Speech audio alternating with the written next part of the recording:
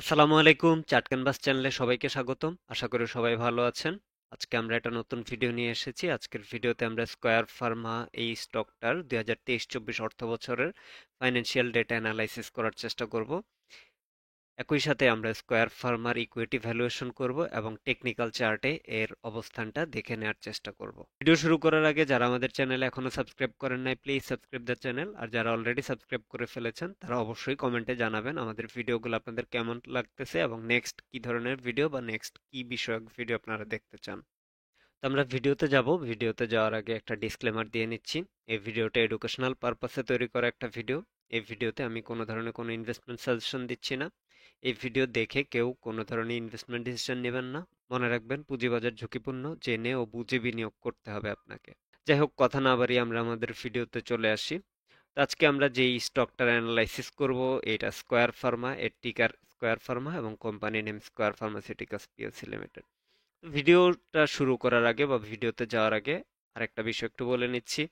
Recently আমরা এই টেমপ্লেটে video করা শুরু করেছি এবং আপনারা অনেকেই আমাদের এই টেমপ্লেটে কিউরিসিটি দেখাচ্ছেন বা অনেকেই জানতে চাচ্ছেন যে এই টেমপ্লেটটা আপনারা কোনোভাবে পাবেন কিনা বা পাওয়া সম্ভব কিনা। তো আমি জাস্ট এই টেমপ্লেটটার ব্যাপারে একটু বলি। এই টেমপ্লেটটার কিন্তু একটা বিশেষত্ব আছে। এই টেমপ্লেটটাতে আপনি যে কোনো টিকার নেম লিখলে ওই কোম্পানিটার ডেটা চলে আসবে।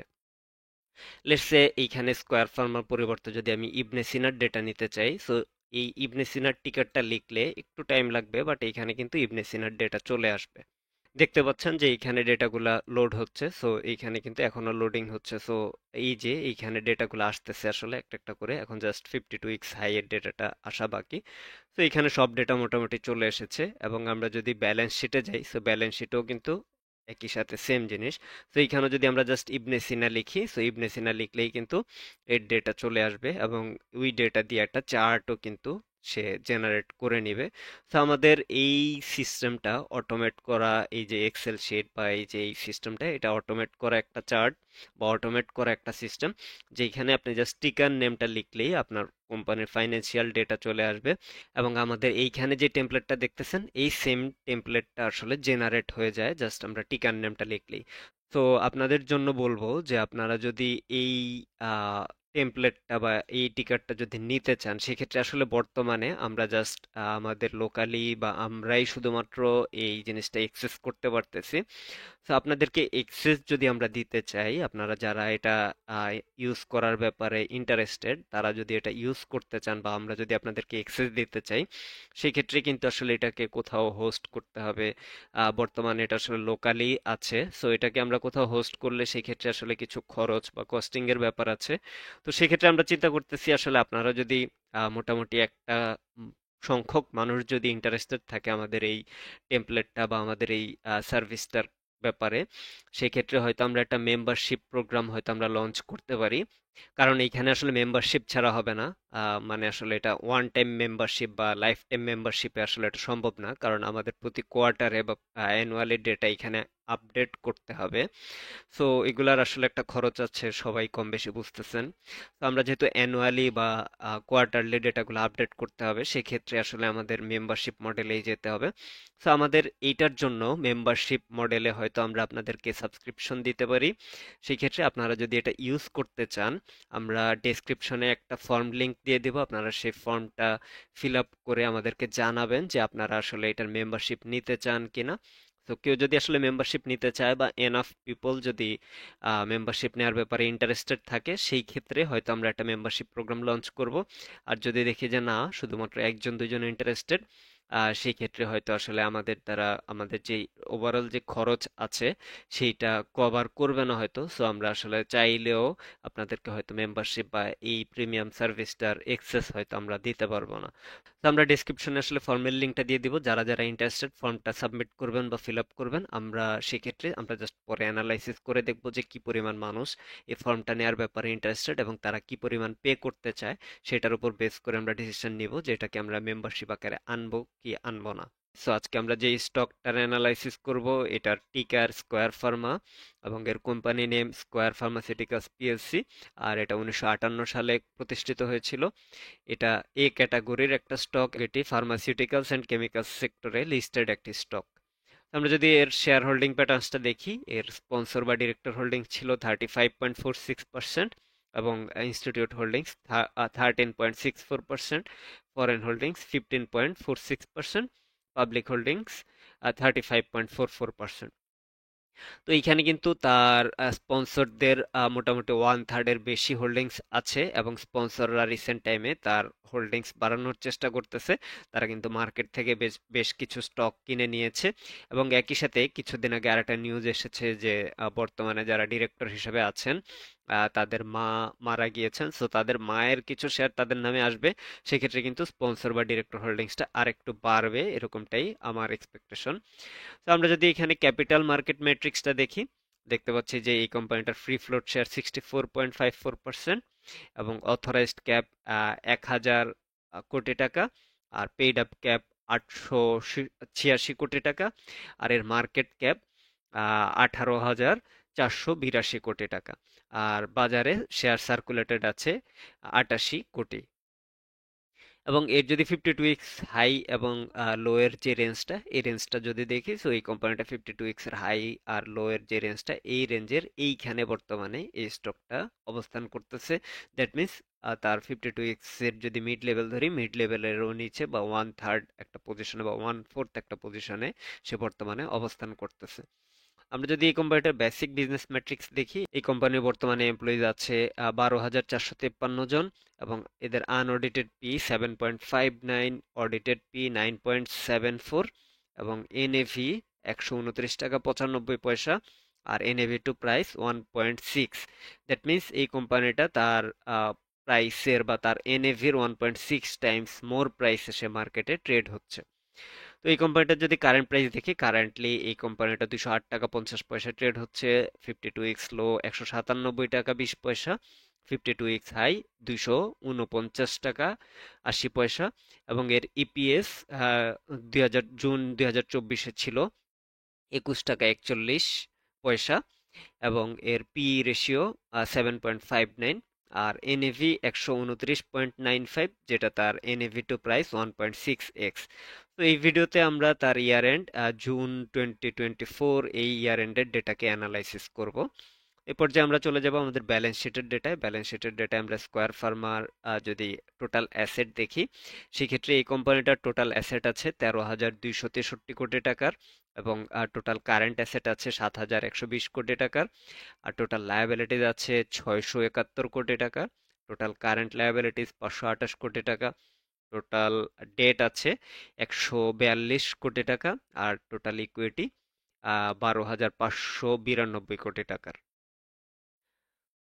সো এই কোম্পানিটার যদি পিপিই দেখি, পিপিইতে এই কোম্পানিটার বর্তমানে অ্যালোকেটেড আছে 2,775 কোটি টাকা, এবং ইনভেন্টরিতে আছে 1,258 কোটি টাকা, রিটেন আর্নিংসে আছে 11,519 কোটি টাকা, এবং টোটাল রিসিভেবলসে আছে 450 কোটি টাকা, টোটাল লায়াবিলিটিজ অ্যান্ড ইকুইটিজ মিলিয়ে আছে 13,263 কোটি টাকা। আর এই কোম্পানিটার current ratio 10.6x। That means এই কোম্পানিটার কারেন্টলি যেই কারেন্ট লায়াবিলিটিস আছে সেইটার 10 টাইমস মোর তার কারেন্ট অ্যাসেট আছে। সো এই জায়গাটা আমরা দেখতে পাচ্ছি যে 10 গুণের বেশি তার যে কারেন্ট লায়াবিলিটিস, তার 10 গুণের বেশি তার কারেন্ট অ্যাসেট আছে। সো এটা কিন্তু খুব ভালো একটা ফাইন্যান্সিয়াল পজিশন তার জন্য মিন করতেছে। দ্যাট মিনস এই কোম্পানিটার কারেন্ট লায়াবিলিটিস বা লায়াবিলিটিস অনেক কম, এটাই মিন করতেছে।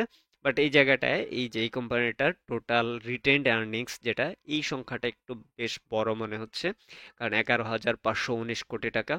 সো এই রিটেন আর্নিংসটা একটু বেশ বড় মনে হচ্ছে। যাই হোক, আমরা যদি এই পর্যায়ে এই কোম্পানিটার টোটাল অ্যাসেটটা দেখি, টোটাল অ্যাসেটের গ্রাফটা দেখলে আমরা দেখতে পাচ্ছি যে জুন 2015 থেকে এখানে ডেটা দেওয়া আছে লাস্ট 10 ইয়ার্সের। সো লাস্ট 10 ইয়ার্সে কিন্তু এই কোম্পানিটা গ্র্যাজুয়ালি তার টোটাল অ্যাসেট ইনক্রিজ করে যাচ্ছে। আহ, এবং তার যদি আমরা টোটাল লায়াবিলিটিস দেখি, অ্যাসেটের তুলনায় লায়াবিলিটিস কিন্তু তেমন বাড়ে নাই। লাস্ট 3 বছর একটু বেড়েছিল, বাট তারপর কিন্তু আসলে 3 বছরই সেমই আছে অলমোস্ট বলা যায়।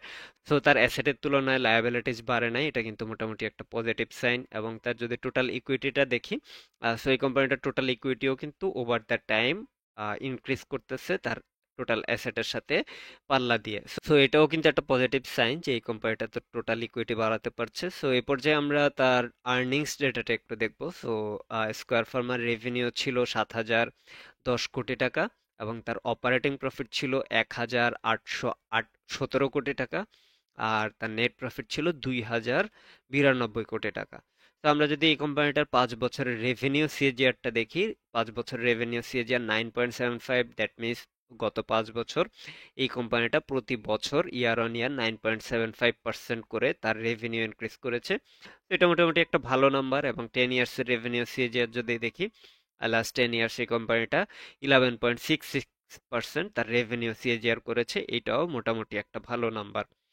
এবং তার যদি নেট প্রফিট সিএজিআরটা দেখি, 5 বছর নেট প্রফিট 10.6% করে বেড়েছে, 60। সো এটা কিন্তু বেশ ভালো, কারণ তার রেভিনিউ সিএজিআর যেখানে ছিল 9.75, তো 5 বছর net profit CAGR 10.60, that means এই কোম্পানিটা কিন্তু তার রেভিনিউকে প্রপারলি ইউটিলাইজ করে তার বটম লাইনে যেই তার টপ লাইনের যে গ্রোথটা, সেটার রিফ্লেকশন কিন্তু সে বটম লাইনে নিয়ে আসতে পারতেছে। সো এটা কিন্তু একটা পজিটিভ সাইন। এবং একই সাথে নেট প্রফিটের ডাবল ডিজিট একটা সিএজিআর বা ডাবল ডিজিট গ্রোথ দেখা যাচ্ছে। তো এটা কিন্তু বেশ ভালো একটা ব্যাপার। এবং তার 10 ইয়ার্সের যদি নেট প্রফিট সিজিআর দেখি, 10 ইয়ার্সে 14.82%। তো এটাও কিন্তু বেশ ভালো। এবং তার অপারেটিং প্রফিট মার্জিন যদি দেখি, অপারেটিং প্রফিট মার্জিন ছিল 25.93%, এবং net profit margin 29.85%। So net প্রফিটও কিন্তু দেখা যাচ্ছে যে এই কোম্পানিটা কিন্তু 30%-এর কাছাকাছি, দ্যাট মিনস কিন্তু তার রেভিনিউর 1/3 কিন্তু সে নেট প্রফিটে জেনারেট করতে পারতেছে। তো এটাও অবশ্যই একটা ভালো নাম্বার। তো এই কোম্পানিটার মার্কেটে যে একটা কম্পিটিটিভ মোডস আছে, সেটা কিন্তু বোঝা যাচ্ছে এই নেট প্রফিট মার্জিনটা দেখে। তো এই পর্যায়ে যদি আমরা এই কোম্পানিটার আর্নিংস পার শেয়ার বা ইপিএসটা একটু দেখে নেই, তো আমরা দেখতে পাচ্ছি যে জুন 2015 সাল থেকে এই কোম্পানিটা কিন্তু তার ইপিএসও কিন্তু ওভার দ্য টাইম ইনক্রিজ করতে সক্ষম হচ্ছে। সো এইখানে কিন্তু কখনোই তার ইপিএস কমে গিয়েছে আগের বছরের তুলনায়, এরকমটা কিন্তু হয় নাই। সো কিন্তু কন্টিনিউয়াসলি জুন 2015 থেকে তার ইপিএস বাড়িয়ে চলছে। আর এখানে যদি আমরা তার revenue versus cost of goods সোল্ডটা দেখি, তো 2015 সাল থেকে আমরা দেখতে পাচ্ছি এখানে রেভিনিউ আর কস্ট অফ গুডস সোল্ড। তো এটা আমরা দেখতে পাচ্ছি যে ওভার দ্য টাইম তার রেভিনিউ বেড়েছে এবং তার কস্ট অফ গুডস সোল্ডও বেড়েছে, বাট তার রেভিনিউর তুলনায় কিন্তু তার কস্ট অফ গুডস সোল্ডটা ওই তুলনায় বাড়ে নাই, কস্ট অফ গুডস সোল্ডটা আর একটু কম বেড়েছে। এটা কিন্তু একটা পজিটিভ সাইন। এটা আমরা বুঝতে পারতেছি এইখানে কিন্তু তার এই যে গ্যাপটা, এই যে ডিফারেন্সের যে গ্যাপটা, এটা কিন্তু দেখাই যাচ্ছে যে এই যে নীল লাইনের বা নীল বারগুলার টপ থেকে যদি আমরা রেড লাইনগুলার টপ চিন্তা করি, তো এখানে দুইটা লাইন চিন্তা করলে এই গ্যাপটা কিন্তু ডে বাই ডে বড় হচ্ছে। এটা কিন্তু একটা পজিটিভ সাইন, এবং এটা ইন্ডিকেট করতেছে যে এই কোম্পানিটা রেভিনিউ জেনারেট করতেছে এবং একই সাথে এফিসিয়েন্টলি তার যে কস্ট অফ গুডস সোল্ড এটাকেও সে কন্ট্রোল করতে পারতেছে। তো এটা অবশ্যই একটা ভালো সাইন এই কোম্পানিটার জন্য যে তার রেভিনিউ বাড়তেছে, একই সাথে সে কস্ট অফ গুডস সোল্ডটাকে রেভিনিউর যেই রেশিও ওই রেশিওতে বাড়তে দিচ্ছে না, তার চাইতে কম রেশিওতে তার কস্ট অফ গুডস সোল্ড বাড়তেছে। আর আমরা যদি এখানে তার নেট প্রফিট মার্জিনটা দেখি, তো নেট প্রফিট মার্জিনে আমরা দেখতে পাচ্ছি যে এই কোম্পানিটার net profit margin last 10 years almost 30%-এর আশেপাশেই ছিল। সো এই জায়গাটাও একটা এটা বোঝাই যাচ্ছে যে লং টার্মে এই কোম্পানিটা তার কম্পিটিটিভ মোডস ধরে রেখেছে। তো এটা অবশ্যই একটা ভালো ব্যাপার। তো এখন আমরা আসলে তার কিছু রেশিও ডেটা দেখবো। সো আমরা প্রথমে যদি দেখি অ্যাসেট টার্নওভার রেশিও, তো আমরা দেখতে পাচ্ছি যে এখানে asset turnover ratio 0.5x, that means এই কোম্পানিটার যে অ্যাসেট আছে সেইটার তুলনায় তার টার্নওভার 0.5 বা তার হাফ করে সে রেভিনিউ জেনারেট করতে পারতেছে। তো এটা মোটামুটি একটা ভালো ব্যাপার। বাট স্কয়ার ফার্মা যেহেতু আসলে রিসেন্টলি তার অ্যাসেট খুব অ্যাগ্রেসিভলি বাড়াচ্ছে, স্পেশালি সে কিন্তু ডিভিডেন্ড পে আউট রেশিও হয়তো আর একটু বেশি মেনটেন করতে পারে, যেটা না করে সে রিটেইনড আর্নিংস বাড়াচ্ছে। সো ওই কারণে কিন্তু তার অ্যাসেট টার্নওভার রেশিওটা একটু কম। এইখানেও আমরা দেখতে পাচ্ছি যে অ্যাসেট টার্নওভার রেশিও একটু কমে যাচ্ছে আসলে। তো এটা আমরা আসলে তার ডিভিডেন্ড পে আউট রেশিও বা এই ব্যাপারটা একটু পরেই আসতেছি। যাই হোক, তো আমরা যদি ইনভেন্টরি টার্নওভার রেশিও দেখি, ইনভেন্টরি টার্নওভার রেশিওতে দেখতে পাচ্ছি 26.6x। দ্যাট মিনস কিন্তু এই কোম্পানিটার যে ইনভেন্টরি আছে বর্তমানে, সেটা প্রায় 26 গুণের মতো সে লাস্ট ইয়ারে সেল করে দিয়েছে। তো এই জায়গাটায় এই নাম্বারটা কিন্তু বেশ হাই একটা নাম্বার, তার মানে কিন্তু তার ইনভেন্টরিতে প্রোডাক্ট অনেক কম বা তার যে টার্নওভার ওই তুলনায় ইনভেন্টরিতে অনেক কম। তো এই জায়গাটায় আসলে এত হাই নাম্বারটা না থাকলেও থাকলে আর একটু লো থাকলে হয়তো আর একটু ভালো হতো, কারণ এই জায়গাটা এত হাই নাম্বার কিন্তু মিন করে যে মাঝে মধ্যেই হয়তো বা তার প্রোডাক্ট শর্টেজ হয় বা তার সাপ্লাই অফ থাকে, অনেক প্রোডাক্টে হয়তো মার্কেটে সাপ্লাই দিতে পারে না, এরকম একটা ব্যাপার হয়তো বা অনেক সময় দেখা যায়। এবং এটার কারণেই হয়তো বা লাস্ট 2-3 ইয়ার্সে কিন্তু আমরা দেখতে পেয়েছি যে তারা অনেকগুলা থার্ড পার্টি ফার্মাসিউটিক্যালস কোম্পানির সাথে চুক্তি করেছে যে তাদের কিছু ওষুধ ওই থার্ড পার্টি কোম্পানিগুলা বানাবে বা ম্যানুফ্যাকচার করবে, যেইটা তারা ওই থার্ড পার্টি থেকে তাদের ব্যানারেই বা তাদের ব্র্যান্ড নেমেই ম্যানুফ্যাকচার করে মার্কেটে সাপ্লাই দিবে। তো ইনভেন্টরি টার্নওভার রেশিওটা বেশি থাকা অবশ্যই ভালো, বাট এত বেশিটা আবার ভালো না, কারণ এত বেশি থাকাটা মিন করে যে তার প্রপার ইনভেন্টরি নাই বা তার সাপ্লাই চেইন মাঝে মধ্যে ব্রেক করে, এটা বোঝা যাচ্ছে এখানে।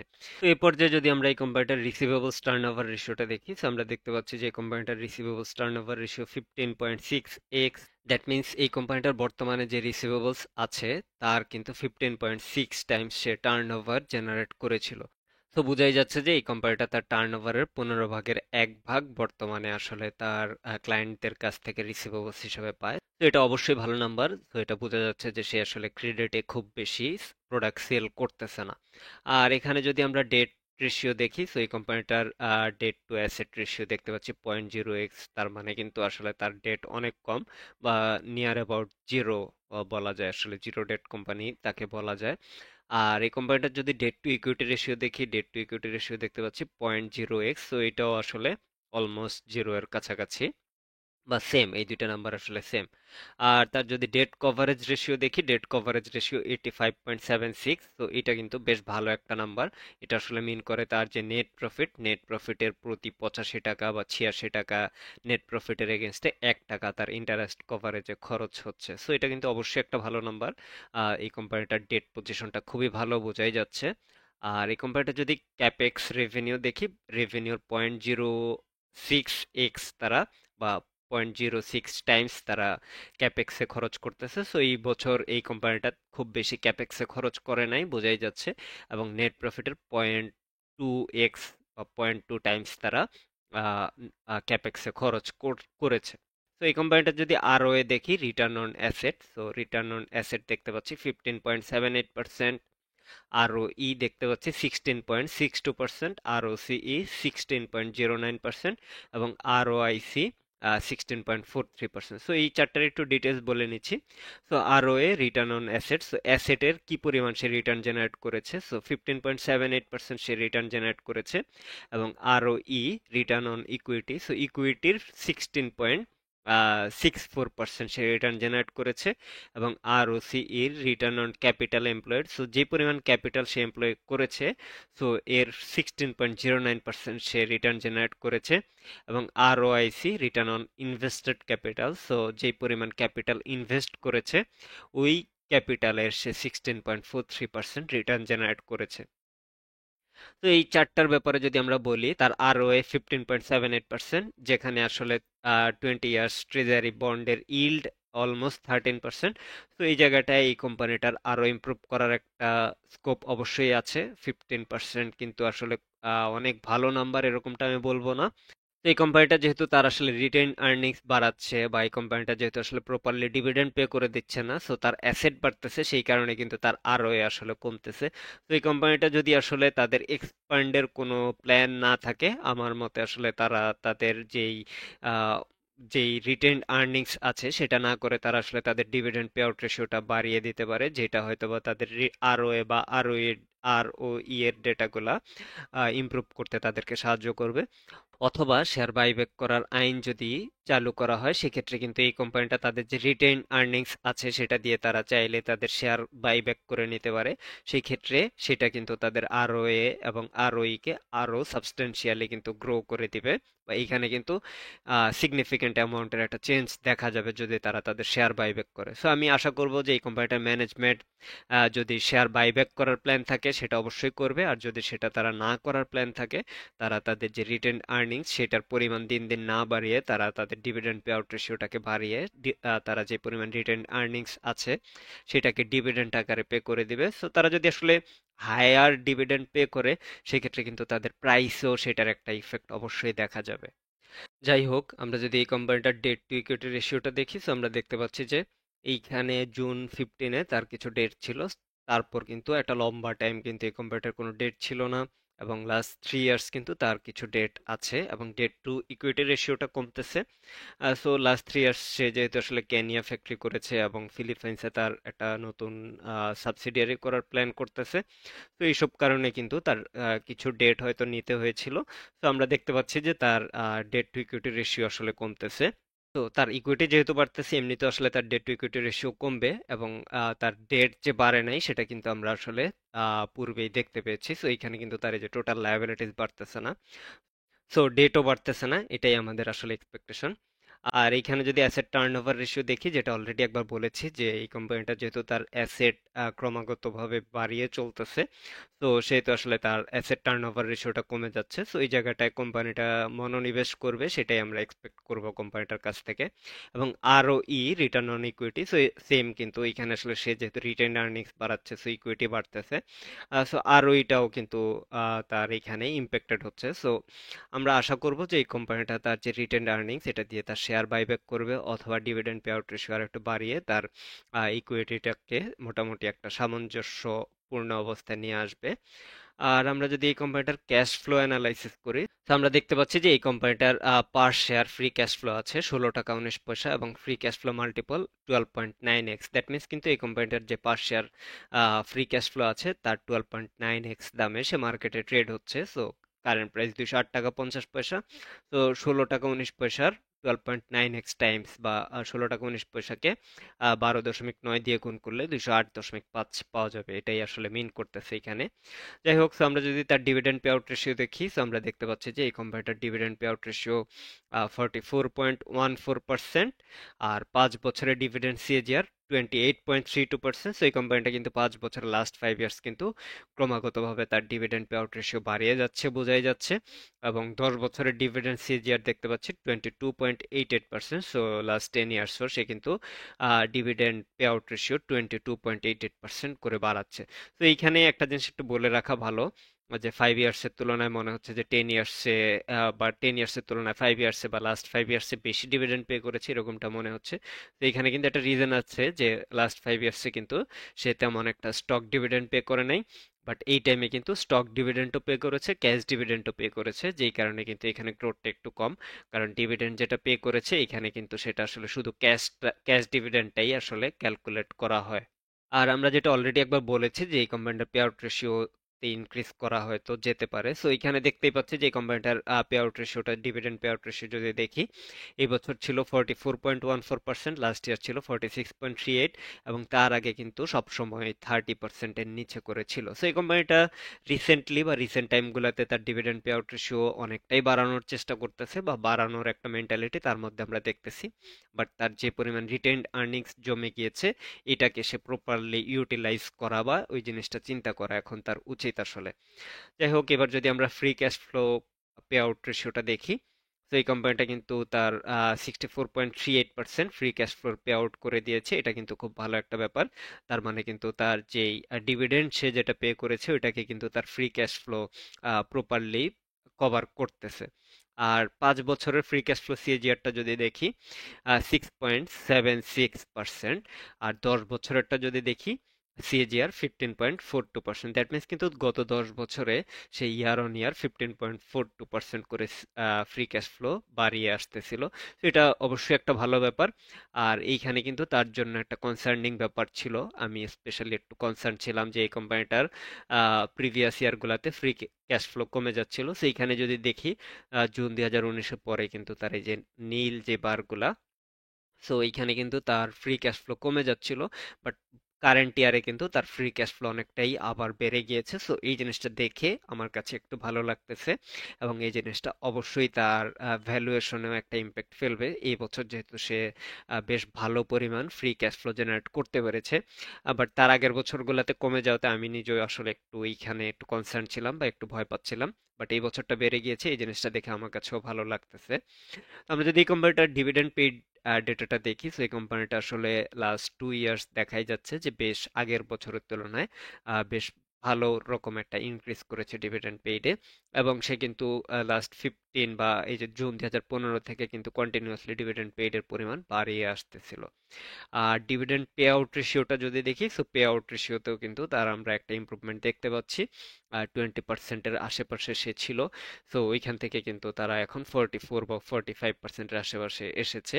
এবং আমরা এক্সপেক্ট করব যে তার যদি এক্সপ্যান্ডের কোনো প্ল্যান না থাকে, এটা হয়তো 70-80%-এর আশেপাশে চলে যাবে খুব শীঘ্রই, হয়তো বা নেক্সট 2-3 ইয়ার্সের মধ্যেই। আর আমরা যদি এই কোম্পানিটার free cash flow versus dividend পেইডটা দেখি, সো এই কোম্পানিটা দেখতেই পাচ্ছি যে এইখানে সে যতবারই ডিভিডেন্ড পে করেছে লাস্ট ইয়ার বাদে, প্রত্যেকবার কিন্তু তার যে ডিভিডেন্ড পেইড এটাকে কিন্তু তার ফ্রি ক্যাশ ফ্লো প্রপারলি কিন্তু কভার করেছে। দ্যাট মিন্স কিন্তু এই কোম্পানিটা তার ফ্রি ক্যাশ ফ্লোকে হাতে রেখেই তার ডিভিডেন্ডগুলো পে করে আসতেছিল, এবং এই বছরও কিন্তু সে ডিভিডেন্ড পেইডটা বাড়িয়েছে। একই সাথে তার ফ্রি ক্যাশ ফ্লো বেড়ে যাওয়াতে এখনো কিন্তু তার যে ডিভিডেন্ড পেইডের যে পরিমাণটা সেটা কিন্তু তার ফ্রি ক্যাশ ফ্লো কভার করতেছে। সো ওভারঅল এটা কিন্তু একটা স্ট্রং ফাইন্যান্সিয়াল পজিশন তার জন্য ইন্ডিকেট করতেছে। তো আমরা কোম্পানিটার ব্যালেন্স শিট দেখলাম, তার আর্নিংস ডেটা দেখলাম, ক্যাশ ফ্লো অ্যানালাইসিস দেখলাম। তো আমরা এই পর্যায়ে এই কোম্পানিটার কিছু ভ্যালুয়েশন করব। সো আমরা প্রথমেই ভ্যালুয়েশন করব রিলেটিভ ভ্যালুয়েশন মডেলে। তো আমরা এইখানে স্কোয়ার ফার্মার ডেটা নিয়েছি, একই সাথে তার সাথে আমরা নিব এখানে Beximco farmer data, so bx Pharma. So এটা যদি আমরা লিখি, এখানে আমরা অলরেডি যেটা বলেছি যে আমাদের এইখানে কিন্তু টিকার নেম লিখলেই কিন্তু ডেটাগুলো চলে আসতেছে। সো এখানে ডেটা চলে আসবে, একটু ওয়েট করতে হবে আমাদের। অলরেডি কিন্তু ডেটা আসা শুরু করেছে এবং সবগুলা ডেটাই চলে এসেছে। আর আমরা বেক্সিমকো ফার্মার সাথে সাথে নিব রেনেটা। সো রেনেটার ডেটা নিব। আর আমরা নিব ইবনে সিনা। ইবনে সিনাও যেহেতু মোটামুটি এখন ভালো করতেছে লিস্টেড কোম্পানিগুলোর মধ্যে। এছাড়া আমরা নিব একমিলেব। একমিলেবের আসলে বেশ ভালো একটা মার্কেট শেয়ার আছে একমি ল্যাবরেটরিজের, সেজন্য একমিলেবটা নিচ্ছি। আর এছাড়াও নিব Beacon Pharma. So Beacon Pharma নিচ্ছি কারণ বিকন ফার্মা কিন্তু খুব ভালো একটা গ্রোথ রেট আছে, বা তার নেট প্রফিটের যে গ্রোথটা, আর্নিংসের যে গ্রোথটা, এটা কিন্তু বেশ ভালো। দেখতেই পাচ্ছি এখানে 32% তার আর্নিংস গ্রোথ, এই কারণে বিকন ফার্মাটা এখানে নিয়েছি। সো আমরা যদি ওভারঅল এই যে তার যে পিয়ার আরো সে সহ 6টা কোম্পানি এবং সে ছাড়া আরো 5টা কোম্পানির সাথে যদি তার ভ্যালুয়েশন করি, তো এখানে আমরা দেখতে পাচ্ছি যে সেই হিসাবে তার ইন্ট্রিনসিক ভ্যালু আসে 268 টাকা 46 পয়সা। ওই হিসাবে এই কোম্পানিটা কিন্তু 28% আন্ডার ভ্যালুড আছে। এবং একই সাথে এখানে বলে নিচ্ছি যে রেনেটার কিন্তু আসলে আর্নিংস গ্রোথটা নেগেটিভ। সো আর্নিংস গ্রোথটা নেগেটিভ হওয়াতে রেনেটার সাথে আমরা পিইজিতে তার যে ভ্যালুয়েশন এটা করতে পারতেছি না, বাট বাকিগুলোর সাথে আমরা করেছি। তো আমরা ওভারঅল এইখানে তার ভ্যালুয়েশন পাচ্ছি 28.76% আন্ডার ভ্যালুড অবস্থায় আছে এই কোম্পানিটা রিলেটিভ ভ্যালুয়েশন মডেলে। দ্যাট মিনস লিস্টেড যে কোম্পানিগুলো আছে সেই কোম্পানিগুলোর সাথে যদি আমরা ভ্যালুয়েশন করি, তো ওই কোম্পানিগুলোর তুলনায় এই কোম্পানিটা কিন্তু 28.76% আন্ডার ভ্যালুড আছে। সো রিলেটিভ ভ্যালুয়েশন কিন্তু আসলে প্রপারলি ইন্ডিকেট করে না যে এই কোম্পানিটা আন্ডার ভ্যালুড নাকি ওভার ভ্যালুড, কারণ যে কোনো সময় যে কোনো ইন্ডাস্ট্রি বা যে কোনো একটা সেক্টর ওভার ভ্যালুড থাকতে পারে বা আন্ডার ভ্যালুড থাকতে পারে। তো আমরা তারপরও এই জিনিসটাকে জাস্ট কনসিডারেশনে আনবো, কারণ মার্কেট সেন্টিমেন্টটাও বোঝার প্রয়োজন আছে। তার সাথে আমরা আরো কয়েকটা মডেল ইভ্যালুয়েশন করব, তার মধ্যে প্রথমটা হলো dividend discount model. So dividend discount মডেলে আমরা এইখানে এই কোম্পানিটার নেট প্রফিটের ডেটাটা নিয়েছি লাস্ট 10 ইয়ার্সের, এবং ডিভিডেন্ড পে করেছে কি পরিমাণ সেই ডেটাটা নিয়েছি লাস্ট 10 ইয়ার্সের। তো এখানে আমরা দেখতে পাচ্ছি যে এই কোম্পানিটা তার অ্যাভারেজ ডিভিডেন্ড গ্রোথ রেট ছিল 24.57%, এবং এই কোম্পানিটা বর্তমানেও কিন্তু 44% dividend pay out ratio maintain করতেছে। আমরা এক্সপেক্ট করতেছি যে সামনে এটার হয়তো ডিভিডেন্ড পে আউট রেশিওটা আরো বাড়বে, কারণ সে যেহেতু 44% মাত্র তার dividend pay out ratio maintain করতেছে, সামনে যদি সে বড় ধরনের কোনো এক্সপার্ট না করে, সেক্ষেত্রে কিন্তু এই কোম্পানিটা চাইলে তার ডিভিডেন্ড পে আউট রেশিও 70-80%ও নিয়ে যেতে পারবে। বাট তারপর আমরা একটু কনজারভেটিভ মোডেই আসলে ভ্যালুয়েশনটা করব। তো আমরা ধরে নিচ্ছি যে এইখানে এই কোম্পানিটার গ্রোথ নেক্সট 10 ইয়ার্স অ্যাভারেজ 10 12% করে থাকবে ধরে নিচ্ছি আসলে। তো 12% করে ধরে নিলে বোঝাই যাচ্ছে যে অনেক বেশি আন্ডার ভ্যালুড হয়ে যায়। তো আমরা আরেকটু কনজারভেটিভ যদি হই, ধরে নিচ্ছি যে 10% করে গ্রো করবে এই কোম্পানিটার ডিভিডেন্ড পে আউট রেশিও বা ডিভিডেন্ড পেইড অ্যামাউন্ট। সো 10% যদি ধরি, সেক্ষেত্রেও দেখতে পাচ্ছি যে এই কোম্পানিটা 97% আন্ডার ভ্যালুড আছে। আর এই কোম্পানিটার ইন্ট্রিনসিক ভ্যালু আসে 412 টাকা 31 পয়সা।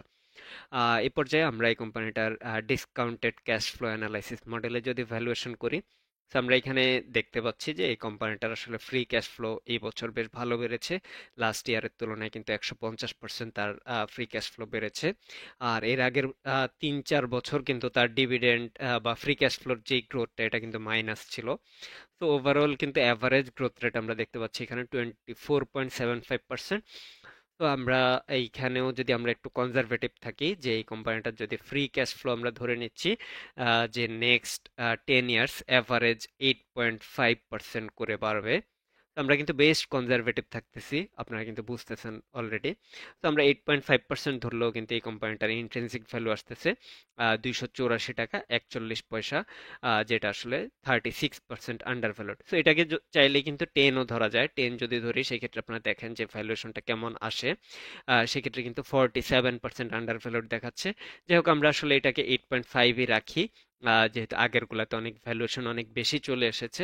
সেই হিসাবে আমরা এই জায়গাটায় আর একটু কনজারভেটিভ থাকি, 8.5% ধরলাম, 36% আন্ডার ভ্যালুড দেখতে পাচ্ছি। তো আমরা আরো একটা ভ্যালুয়েশন মেথডে এই কোম্পানিটার ভ্যালুয়েশন করব, যেটা আসলে রিসিডুয়াল ইনকাম মডেল। তো রিসিডুয়াল ইনকাম মডেলে আমরা দেখতে পাচ্ছি এই কোম্পানিটার ইকুইটি গ্রোথ রেট লাস্ট 10 ইয়ার্সে 16.91% এবং নেট প্রফিটের গ্রোথ রেট অ্যাভারেজ 15.54%, যেটা আসলে এই সবগুলা গ্রোথ রেটকে যোগ করে অ্যাভারেজ করা হয়েছে। আর এখানে কিন্তু আসলে গ্রোথ রেট ধরা হয়েছে 3% আর ডিসকাউন্ট রেট 12.78%, যেটা বর্তমানে 20 ইয়ার্স ট্রেজারি বন্ডের ইল্ড। তো আমরা এখানে নেট প্রফিটের গ্রোথ রেটটা যদি দেখি, নেট প্রফিটের গ্রোথ রেট 15.54%। আমরা যদি এইখানে ধরে নেই যে এই কোম্পানিটা নেক্সট 10 ইয়ার্স 8.5% করে গ্রো করবে, এবং একই সাথে তার ইকুইটি গ্রোথ রেট ছিল 16.91%। সো এটা আমরা ধরে নিচ্ছি যে 7% করে গ্রো করবে। তো 7% করে যদি গ্রো করে, এখানে কিন্তু এটাতেও কিন্তু আমরা বেশ কনজারভেটিভ, বুঝতেই পারতেছেন। আমরা কিন্তু এইখানে অলমোস্ট অর্ধেক করে নিয়েছি দুইটার ক্ষেত্রেই। তারপরেও কিন্তু দেখা যাচ্ছে যে এই কোম্পানিটার মার্জিন অফ সেফটি 78.14% এবং ইন্ট্রিনসিক ভ্যালু চলে আসতেছে 371 টাকা। সো এই হিসাবে কিন্তু এই কোম্পানিটার 78.14% আন্ডার ভ্যালুড আছে। তো এবার আমরা যেই চারটা মডেলে ভ্যালুয়েশন করেছি, এই চারটা মডেলের ভ্যালুয়েশনের একটা সামারি দেখে নিব। তো সামারি যদি দেখি, আমরা ডিসিএফ মডেলে ভ্যালুয়েশন পেয়েছি 284 টাকা 41 পয়সা, রিলেটিভ ভ্যালুয়েশন মডেলে পেয়েছি 268 টাকা 46 পয়সা, এবং ডিভিডেন্ড ডিসকাউন্ট মডেলে পেয়েছি 412 টাকা 31 পয়সা, আর রিসিডুয়াল ইনকাম মডেলে 371 টাকা 43 পয়সা। তো এই চারটাকে যদি আমরা অ্যাভারেজ করি, অ্যাভারেজ করলে আমরা দেখতে পাচ্ছি এই কোম্পানিটার ইন্ট্রিনসিক ভ্যালু দাঁড়ায় 334 টাকা 15 পয়সা, যেটা কিন্তু আসলে 60% আন্ডার ভ্যালুড আছে বর্তমান প্রাইসের চাইতে। আপনারা কিন্তু অলরেডি দেখেছেন আমরা কিন্তু অনেক কনজারভেটিভ থেকেছি, এবং একই সাথে এইখানে কিন্তু আসলে ট্রেজারি বন্ডের ইল্ড যদি কমে, ডিসকাউন্ট রেট যদি আরো কমে যায়, সো এই রিসিডুয়াল ইনকাম মডেলেও তার ভ্যালুয়েশন আরো বেড়ে যাবে। সেম, আমরা এখন যে পরিমাণ কনজারভেটিভ থেকেছি, এই কনজারভেটিভ থাকার পরেও কিন্তু তার ডিসকাউন্ট রেট কমে যাওয়ার কারণে তার ভ্যালুয়েশন বেড়ে যাবে। সেম কিন্তু ডিসিএফ মডেলেও এবং ডিভিডেন্ড ডিসকাউন্ট মডেলেও কিন্তু সেম। তো আমরা এইখানে কিন্তু অলমোস্ট এখনই 60% আন্ডার ভ্যালুড পাচ্ছি, বেশ কনজারভেটিভ থাকার পরেও। এ পর্যায়ে আমরা এই কোম্পানিটার টেকনিক্যাল পজিশনটা একটু দেখে নিব, বা চার্টে তার পজিশনটা একটু দেখে নিব। তো এইখানে আমরা কিছু তার জন্য কিছু কি রেজিস্ট্যান্স এবং সাপোর্ট ড্র করে রেখেছি অলরেডি। তো এইখানে কিন্তু এই কোম্পানিটার যদি আমরা জাস্ট উইকলি চার্টে যাই, তো উইকলি চার্টে দেখতে পাচ্ছি যে এই কোম্পানিটার উইকলি চার্টে বর্তমানে যে লেভেলটায় আছে, এই লেভেলটায় কিন্তু একটা সাপোর্ট জোন আমরা দেখতে পাচ্ছি। এই লেভেলটাই কিন্তু প্রিভিয়াসলি এই লেভেল থেকে সাপোর্ট নিয়েছে, এবং নেক্সট যে রিসেন্টলি যে লোটা, সেইখানে একটা সাপোর্ট কিন্তু সে আগেও হোল্ড করতেছিল। তো এইখানে আরেকটা সাপোর্ট আমরা দেখতে পাচ্ছি। তো এই কোম্পানিটার এই বর্তমানও এন্ট্রি নেওয়ার জন্য একটা ভালো পজিশনে আছে। ফাইন্যান্সিয়াল বা ফান্ডামেন্টাল অ্যানালাইসিসের পার্সপেক্টিভ থেকে যদি বাদ দেই, টেকনিক্যাল অ্যানালাইসিসের পার্সপেক্টিভও কিন্তু বর্তমানে একটা ভালো পজিশনে আছে, এবং তার সামনে যে রেজিস্ট্যান্স সেটা কিন্তু 250 টাকার মতো আশেপাশে আছে। আর একই সাথে আমরা যদি আরেকটা জিনিস আপনাদেরকে একটু দেখাই, তো এই কোম্পানিটার যে এই যে লং টার্ম যে একটা ডাউন ট্রেন্ড, সো এই ট্রেন্ডটাতে যদি আমরা দেখি, তো এই ট্রেন্ডটাকে কিন্তু সে ব্রেকআউট দিয়ে উপরে উঠেছে এবং রিটেস্ট অলরেডি একবার করেছে। এখন যদি এই কোম্পানিটা আসলে আর লোয়ার লো যদি ক্রিয়েট না করে, তাহলে এই কোম্পানিটা হায়ার হাই ক্রিয়েট করার একটা প্রবাবিলিটি হয়তো এই কোম্পানিটার মধ্যে, বা একটা টেন্ডেন্সি হয়তো এই কোম্পানিটার মধ্যে থাকবে, এরকমটাই কিন্তু আমরা এক্সপেক্ট করতে পারি। যাই হোক, এই ছিল আমাদের ওভারঅল স্কোয়ার ফার্মার অ্যানালাইসিস। যারা আমাদের চ্যানেলে এখনো সাবস্ক্রাইব করেন নাই তারা অবশ্যই সাবস্ক্রাইব করবেন, আর যারা অলরেডি সাবস্ক্রাইব করে ফেলেছেন তারা কমেন্টে জানাবেন ভিডিওটা আপনাদের কেমন লেগেছে এবং নেক্সট কি ধরনের ভিডিও আপনারা দেখতে চান। ধন্যবাদ সবাইকে। আসসালামু আলাইকুম।